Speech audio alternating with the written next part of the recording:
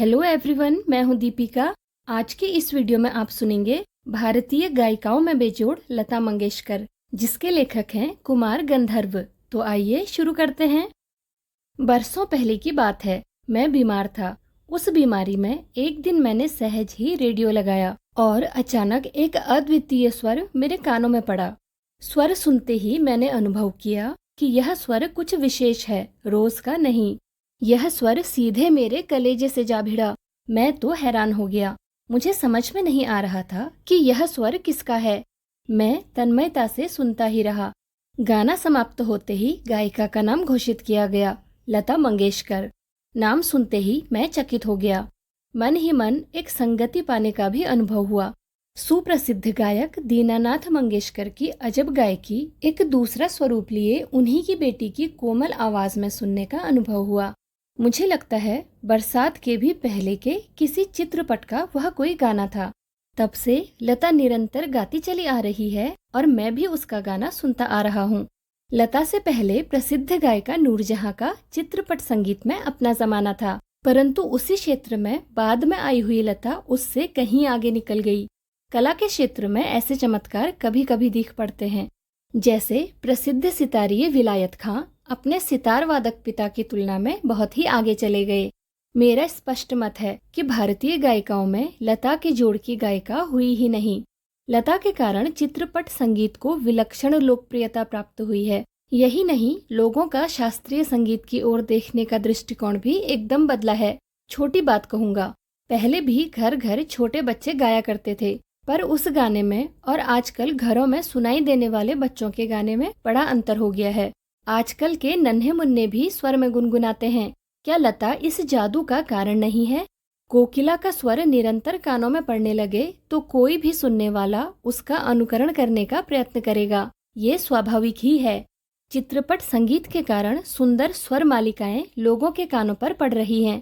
संगीत के विविध प्रकारों से उनका परिचय हो रहा है। उनका स्वर ज्ञान बढ़ रहा है। सुरीलापन क्या है, इसकी समझ भी उन्हें होती जा रही है। तरह तरह की लय के भी प्रकार उन्हें सुनाई पड़ने लगे हैं और आकार युक्त लय के साथ उनकी जान पहचान होती जा रही है। साधारण प्रकार के लोगों को भी उसकी सूक्ष्मता समझ में आने लगी है। इन सब का श्रेय लता को ही है। इस प्रकार उसने नई पीढ़ी के संगीत को संस्कारित किया है और सामान्य मनुष्य में संगीत विषयक अभिरुचि पैदा करने में बड़ा हाथ बटाया है। संगीत की लोकप्रियता, उसका प्रसार और अभिरुचि के विकास का श्रेय लता को ही देना पड़ेगा। सामान्य श्रोता को अगर आज लता की ध्वनि मुद्रिका और शास्त्रीय गायकी की ध्वनि मुद्रिका सुनाई जाए तो वह लता की ध्वनि मुद्रिका ही पसंद करेगा। गाना कौन से राग में गाया गया और ताल कौन सा था, यह शास्त्रीय ब्यौरा इस आदमी को सहसा मालूम नहीं रहता। उसे इससे कोई मतलब नहीं कि राग मालकोस था और ताल त्रिताल। उसे तो चाहिए वह मिठास जो उसे मस्त कर दे, जिसका वह अनुभव कर सके। और यह स्वाभाविक ही है, क्योंकि जिस प्रकार मनुष्यता हो तो वह मनुष्य है, वैसे ही गानपन हो तो वह संगीत है। और लता का कोई भी गाना लीजिए तो उसमें 100% यह गानपन मौजूद मिलेगा। लता की लोकप्रियता का मुख्य मर्म यह गानपन ही है।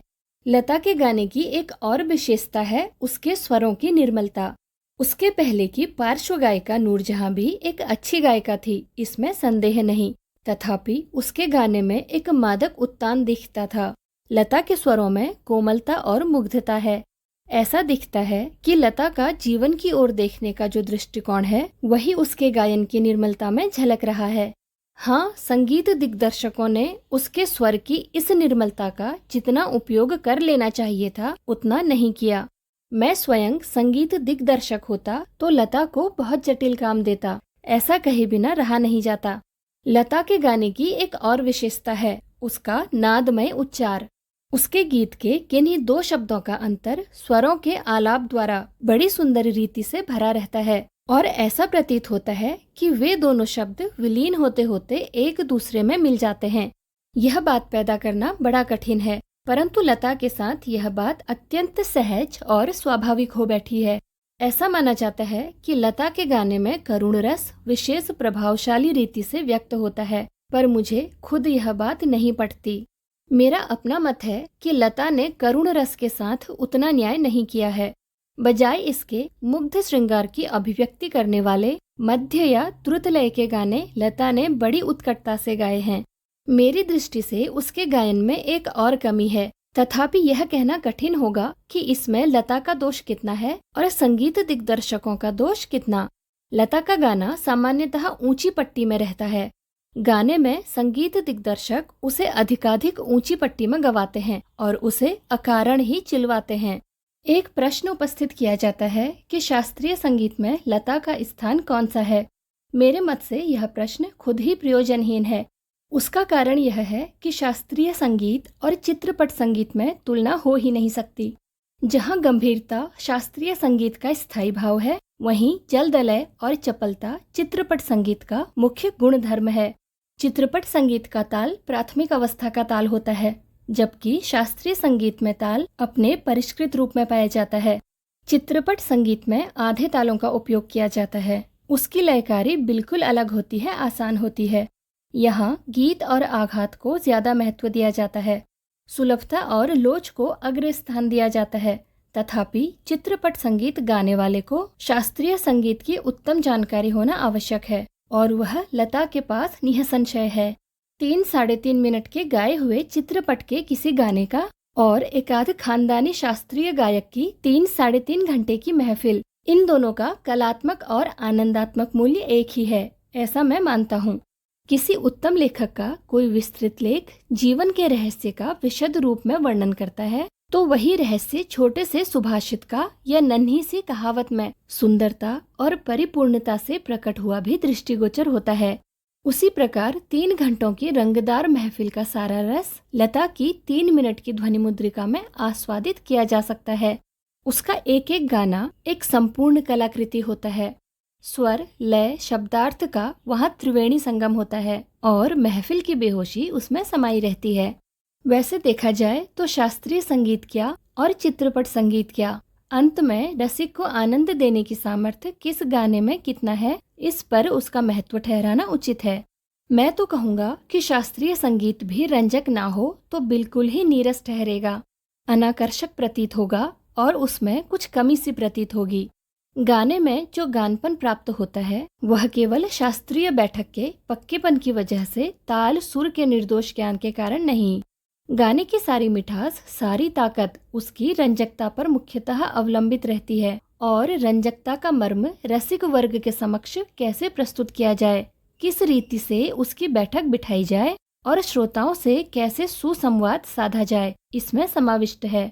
किसी मनुष्य का अस्थिपंजर और एक प्रतिभाशाली कलाकार द्वारा उसी मनुष्य का तैलचित्र, इन दोनों में जो अंतर होगा वही गायन के शास्त्रीय ज्ञान और उसकी स्वरों द्वारा की गई सुसंगत अभिव्यक्ति में होगा। संगीत के क्षेत्र में लता का स्थान अव्वल दर्जे के खानदानी गायक के समान ही मानना पड़ेगा। क्या लता 3 घंटों की महफिल जमा सकती है? ऐसा संशय व्यक्त करने वालों से मुझे भी एक प्रश्न पूछना है। क्या कोई पहली श्रेणी का गायक 3 मिनट की अवधि में चित्रपट का कोई गाना उसकी इतनी कुशलता और रसोत्कटता से गा सकेगा? नहीं, यही उस प्रश्न का उत्तर उन्हें देना पड़ेगा। खानदानी गवैयों का ऐसा भी दावा है कि चित्रपट संगीत के कारण लोगों की अभिरुचि बिगड़ गई है। चित्रपट संगीत ने लोगों के कान बिगाड़ दिए, ऐसा आरोप लगाया जाता है। पर मैं समझता हूँ कि चित्रपट संगीत ने लोगों के कान खराब नहीं किए हैं, उल्टे सुधार दिए हैं। ये विचार पहले ही व्यक्त किए हैं और उनकी पुनरुक्ति नहीं करूँगा।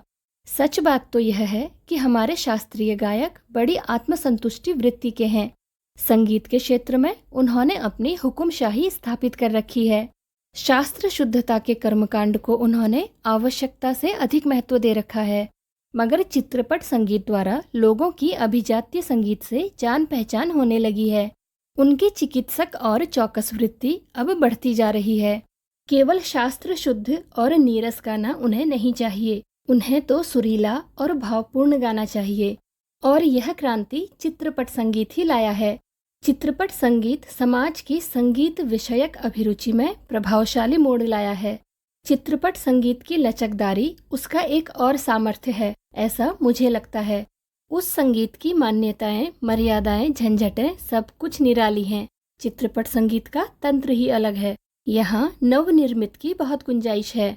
जैसा शास्त्रीय रागदारी का चित्रपट संगीत दिग्दर्शकों ने उपयोग किया, उसी प्रकार राजस्थानी, पंजाबी, बंगाली प्रदेश के लोकगीतों के भंडार को भी उन्होंने खूब लूटा है। यह हमारे ध्यान में रहना चाहिए।